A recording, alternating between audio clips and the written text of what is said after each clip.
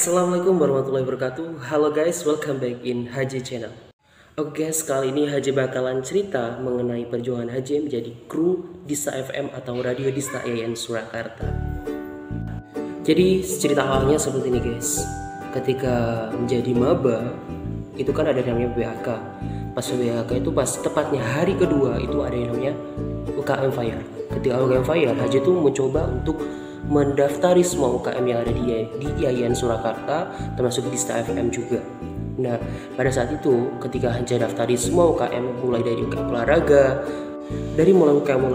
UKM paduan suara, UKM teater sirat, dan juga UKM yang lainnya. Nah, ketika saat itu kan Haji punya teman satu kos ya, namanya tuh Mr. Febri ya. Nah, Mr. Febri ini tuh dia tuh mau daftar Dista, cuma dia berhenti di tengah jalan, dan akhirnya dari kedua orang sahabat ini akulah yang lanjut daftar Dista FM. Ketika memutuskan untuk lanjut daftar Dista FM tuh banyak sekali namanya rintangan, mulai dari rintangan gak punya laptop, rintangan yang malas untuk ikutin screening, dan lain-lain juga guys. Jadi proses yang pertama adalah screening. Pas screening itu ada yang 3 kategori, maksud saya 4 kategori. Yang pertama adalah keorganisasian, kepemimpinan, keagamaan, dan keradioan itu sendiri. Yang pertama itu ada yang namanya keorganisasian atau riwayat organisasi atau jejak organisasi kalian sebelum kalian mengikuti UKM Radio Dista. Misalnya pas kalian pas waktu SMA atau SMK mungkin seperti itu, ketika kalian di pesantren, dan bahkan yang lain-lainnya seperti itu. Poin yang kedua adalah tentang kepemimpinan. Bagaimana kepemimpinan kalian di suatu organisasi itu bakalan kelihatan di sini. Bagaimana kalian, pokoknya intinya tuh riwayat organisasi, kepemimpinan organisasi kalian. Seperti kalian pernah jadi organisasi ketua OSIS, ketua organisasi pencinta alam, ataupun organisasi yang lainnya seperti itu. Ketiga adalah keagamaan. Maklumlah ya, yang namanya IAIN pasti kan ada banyak mata kuliah pelajaran atau kaitannya dengan agama Islam. Nah, ketika Haji ikuti screening keagamaan itu, yang dites tuh ada agama, tentang pengetahuan agama seperti membaca Al-Quran, terus pokoknya pengetahuan agama gitulah. Poin selanjutnya adalah keradioan itu sendiri. Pas ketika screening keradioan ini, Haji itu ditanyain, apakah kamu tahu ada berapa banyak radio yang kamu ketahui, seperti itu kan. Terus Haji itu langsung jawab RRI gitu kan. Nah benar, karena di setiap daerah pasti ada yang namanya RRI, seperti RRI Jogja, RRI Solo, seperti itu. Ketika saat itu juga ada tugas nih dari yang ngetes ya, namanya tuh Iqbal Bucheri yang sekarang menjadi direktur Dista FM. Ketika saat itu aku dapatin tugas untuk follow 5 radio yang ada di Indonesia, dan alhamdulillah saya sudah tahu sih sedikit banyak ya tentang radio yang ada di Solo dan Jawa Tengah seperti itu. Nah, tak hanya tes tentang pengetahuan tentang radio, nama radio, channel radio gitu kan, kita juga disuruh untuk membaca skrip. Misalnya skrip kayak skrip di berita, terus skrip siaran radio seperti itu. Dan pada saat itu aku juga mengalami kesusahan sih, karena aku juga belum pernah ya yang namanya baca teks berita yang ada garis 1 ataupun garis 2 itu pada awalnya aku sempat bingung ini bacanya gimana mas, faktanya gitu kan. Kalau baris pertama atau garing 1 berarti itu adalah koma, dan garing 2 adalah titik.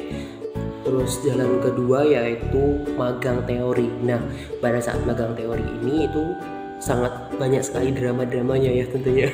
Lalu orang bahasa Indonesia pasti memandangkan ada yang banyak drama seperti itu kan. Yang pertama tuh ketika magang kayak kita ngedit foto itu ya, itu ada salah satu ketika saat itu tuh ada salah satu momen saat itu bukan ketua sih tapi teman kos aku tuh ada yang wisuda. Nah, aku nggak bisa datang karena aku lagi magang seperti itu. Itu adalah salah satu yang sangat gak enak lah, yang namanya tetangga kos kan, apalagi dia deket sama aku juga. Terus selanjutnya ada pas magang siaran nih. Pas magang siaran itu aku banyak sekali yang namanya repetition, itu banyak sekali ya guys. Mulai dari yang salah gitu, salahnya maksudnya tuh nyebutin nama radionya segitu. Pokoknya aku banyak sekali mulang yang di saat ini. Aku mulang 3 kali mulang siaran itu pas magang siaran. Dan ada magang kehumasan. Kalau magang kehumasan ini kita dikasih materi, terus kita dikasih kayak materi, terus dari yang baca ini tuh aku masih ingat itu yang pas aku magang kehumasan itu ada yang Mas Dian, namanya Mas Dian yang sekarang menjadi Kadifnya PR-nya Dista. Nah, setelah kita mendengarkan materi dari Mas Dian ini atau yang sekarang Kadif Dista itu, kita menulis. Setelah menulis, besoknya tuh ketika final apa ya, pokoknya bakal dikumpulin lah pokoknya tentunya itu mengenai kehumasan, bagaimana ketika kita bertemu media partner kita, bagaimana kita mengelobi media partner, pokoknya mengelobi apapun kita bakal diajarin di kehumasan ini. Nah, selanjutnya ada tes ujian. Nah, pada saat itu tesnya tuh kita tuh tesnya di lapangan atau outdoor test ya. Pada saat itu yang jadi materinya yang harus kita pelajari adalah hasil dari kita magang-magang seperti sejarah radio dunia, sejarah radio Dista FM, dan juga sejarah radio yang ada di Indonesia, tentunya seperti itu. Selanjutnya ada proses final interview. Final interview adalah saat yang sangat mendebarkan bagaimana calon SBT itu ditentukan di sini. Pertama, bagaimana kita diuji kesabaran kita, pengetahuan kita, bahwa kehambalan kita bakalan diuji, sama mental kita bakal diuji, kayak kita benar-benar dibantai. Nah, siapapun yang lolos di proses ini pasti dia bakal jadi SBT atau jadi krunya Dista. Pokoknya di sesi ini adalah kita tuh harus sabar, kita harus menunjukkan kompetensi kita sendiri masing-masing. Jangan sampai kita kalah di proses ini. Nah guys, setelah final interview saatnya kita SBTN.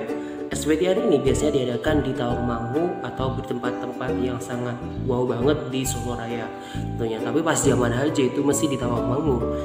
Nah, ketika di Tawangmangu itu adalah kita sudah resmi. Nah, karena setelah kita final interview kan sudah diumumkan siapa saja nih yang menjadi SBT selanjutnya. Setelah pokoknya kalau kita lolos final interview itu baru resmi kalau kita belum ikut yang namanya SBTN. Nah, SBTN kali pas zamannya aja itu diadakan di Tawangmangu, tepatnya di villa, dan itu sangat bagus sekali dan sangat dihitungnya karena Tawangmangu dekat dengan Gunung Lawu ya. Nah, ketika di Tawangmangu itu pelantikannya tuh pas tengah malam ya, setelah kita ngambil baju dari kuburan atau baju SBT kita. Jadi setiap angkatan tuh ada yang namanya baju. Kalau di pencaksilat itu ada yang namanya sabuk. Nah, kayak gitu kan, seperti itu. Nah, ketika baju yang kita dapatkan itu akan menjadi baju kita. Kalau cocok ya kita bakal untuk kita, kalau nggak cocok kita bakal exchange kepada teman kita. Nah, ketika kita di kuburan itu banyak sekali kejadian-kejadiannya ya. Ada yang dapat baju dan ada yang enggak, ada yang takut dan ada yang enggak takut gitu loh ya. Kalian tahu sendirilah yang namanya kuburan itu pasti tempat yang mengerikan dan juga banyak sekali yang itu arwah mistis gitu kan. Alhamdulillah ketika saat itu, ini pengalaman pribadi ya saya ceritakan, setelah dari villa itu kan matanya ditutup gini ya pakai selendang yang kita bawa. Nah, ketika kita sudah sampai di tempat gerbang kalau nggak salah itu, aku tuh dibawa lari sama salah satu seniornya. Ketika aku dibawa lari itu katanya tuh dia yang bawa aku itu ngelihat kayak ada penampakan gitu loh guys, dan aku pun juga nggak tahu karena mataku ditutup. Nah, setelah saya sampai di pos pertama itu kan saya ditutup matanya tuh kayak dengerin sungai, aliran sungai besar gitu loh.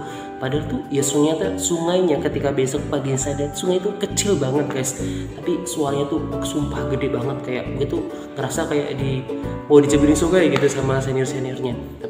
Tapi alhamdulillahnya tidak gitu guys. Nah, ketika kita menuju kuburan itu kan kita dikasih lilin ya. Nah, lilin itu cuma satu, kalau mati kamu bakalan nggak bisa nyari karena di sana tuh ya remang-remang gimana gitu, namanya kuburan di kota atau pasti yang namanya banyak cahaya gitu.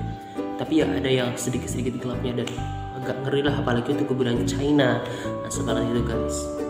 Setelah kita mendapatkan kaos, kita bakal dilantik di tengah malam di dinginnya Tawangmangu. Kalian bakal tahu sendirilah yang namanya Tawangmangu pasti dingin ya. Siang aja dingin apalagi malam. Sumpah gue sampai menggigil tangan gue ini, sampai gue dekapan sama teman gue gitu. Guys, tolong pegangin tangan gue gitu kan, sangat dingin sekali gitu ketika di sana tuh. Ini ketika dilantik itu gila lama banget, bapaknya tuh kita tuh udah kayak dengerin khutbah gitu ya. Tapi sumpah lama banget gitu aja, kayak merasa capek banget gitu kan, apalagi kita nggak boleh duduk itu kan, dan merasa nahan dingin, sumpah pokoknya dingin banget sampai gue tuh nggak tahan banget, pengen rasanya tuh ada hopeless gitu kan. Tapi ya gue bila-bilain, gue kuat-kuatin demi Dista. Setelah kita malamnya dilantik, kita kan siangnya kita susur kayak pengenalan lebih dikasih sama kru Dista gitu kan. Nah ketika itu kita tuh diajak ke bukit, diajak ke salah satu bukit yang ada di Tawangmangu, menyusuri bukit-bukit tersebut.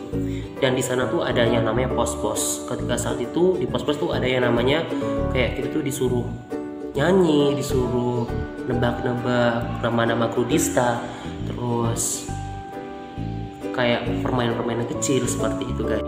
Nah ini yang paling wow banget ya, pas pelantikan, bener-bener pelantikan tuh sama alumni, sumpah gila banget pokoknya.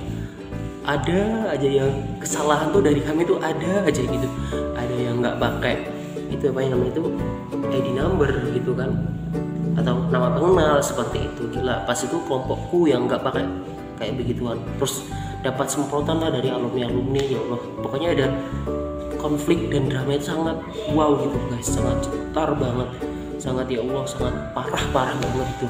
Dan untungnya ketua pelantikan SBT pada saat itu, Mas Momo itu alhamdulillahnya dapat ketua pelantikan yang baik, yang dia itu mau memperjuangkan gitu loh. Dan juga salut juga sama Mas Arsi ini. Mas Arsi kayaknya tuh membantunya gitu loh, pokoknya orang yang membantu seperti asistennya. Dan mereka tuh sangat solid dan bisa mendamaikan suasananya seperti itu.